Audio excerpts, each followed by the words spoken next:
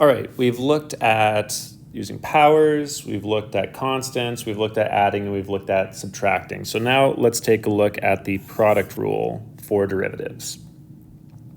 The derivative of a product of two functions is the first function times the derivative of the second function plus the second function times the derivative of the first function. Now this works so long as if I have f of x is equal to f of x times g of x, then f prime of x and g prime of x both have to actually exist. They have to be numbers that can happen.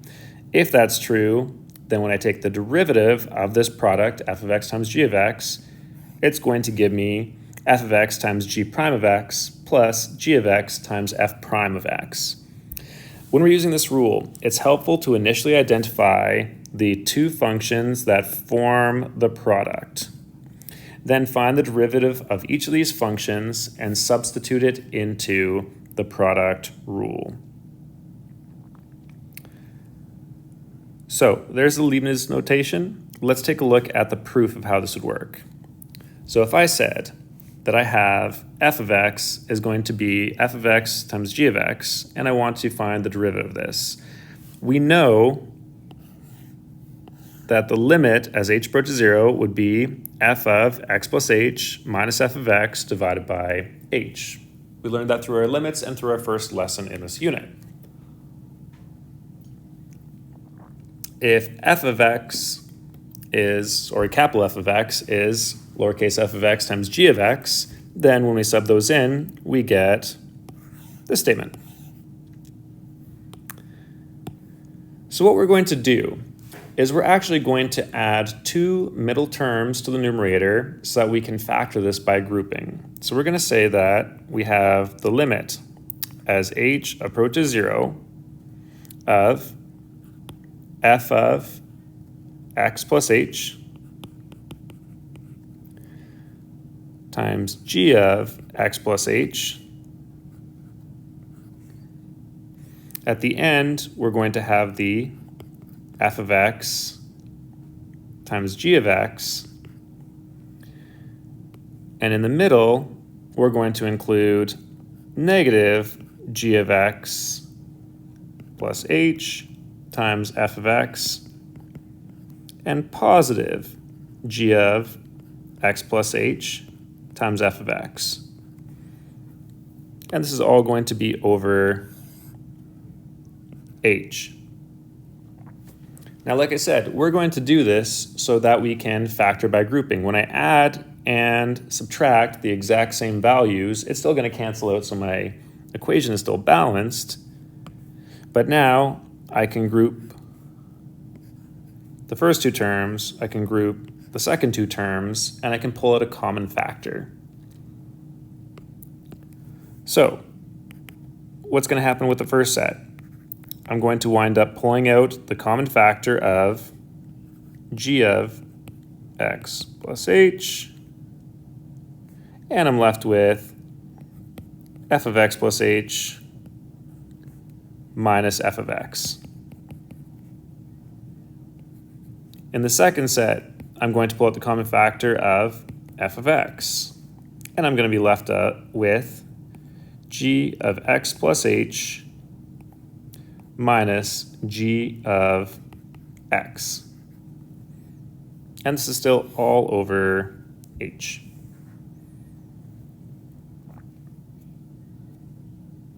Now, because I know that these two things are being added together and it's all being divided by h, I'm going to split these up into two parts, and I'm going to say that it's going to be the limit of the first part divided by h, or the limit as h approaches 0 of g of x plus h times f of x plus h minus f of x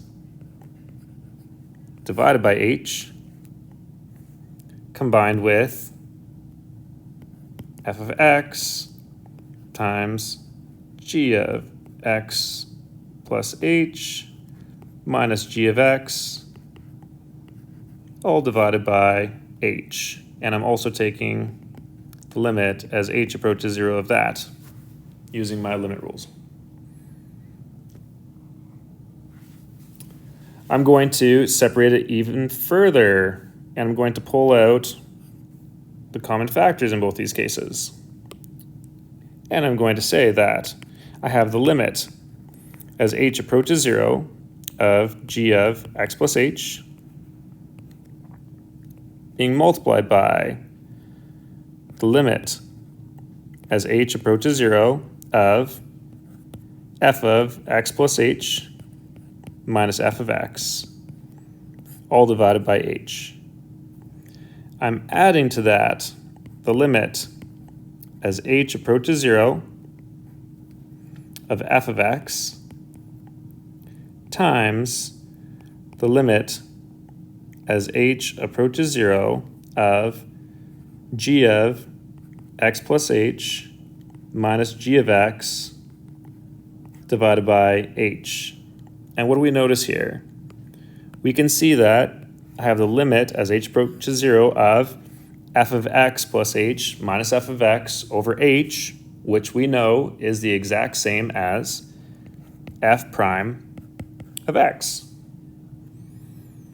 We know that we have the limit as h approaches 0 of g of x plus h minus g of x over h, which would be the same as g prime of x.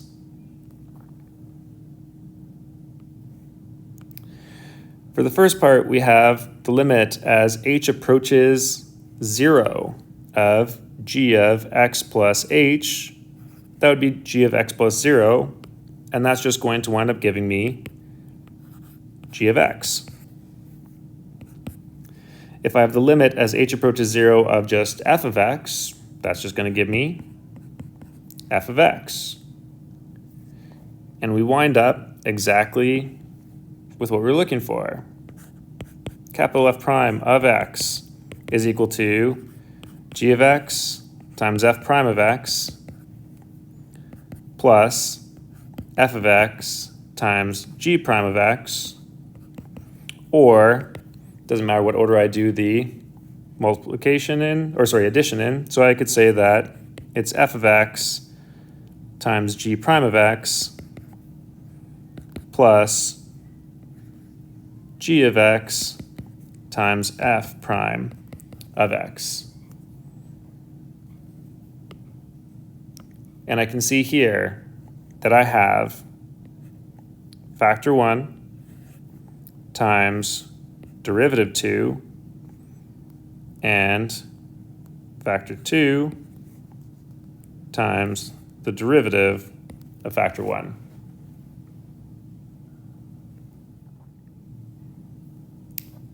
All right, let's put this into practice. So for example 1, it says use the product rule to determine dy over dx for y is equal to 2x cubed plus 5 times 3x squared minus x. Well, what I'm going to do is I'm going to call this factor 1. I'm going to call this factor 2. And then I can take the derivatives of those. So the derivative of the first factor, that 2x cubed plus 5, is going to be 6x squared. I can say that the derivative of factor 2, the derivative of 3x squared minus x, is going to give me 6x minus 1. Which means that dy over dx is going to equal the first factor, 2x cubed plus 5, times the derivative 2, or 6x minus 1. And I'm going to add that to the second factor, 3x squared minus x, times the derivative 1, or 6x squared. I'm going to FOIL them out and get 12x to the 4 minus 2x cubed plus 30x minus 5 plus 18x to the 4 minus 6x cubed. And then I'm going to combine and get 30x4 minus 8x cubed plus 30x minus 5.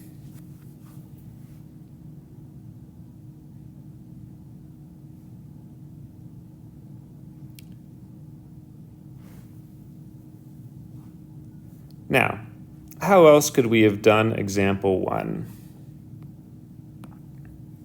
We still could have done it by expanding first, then take the derivative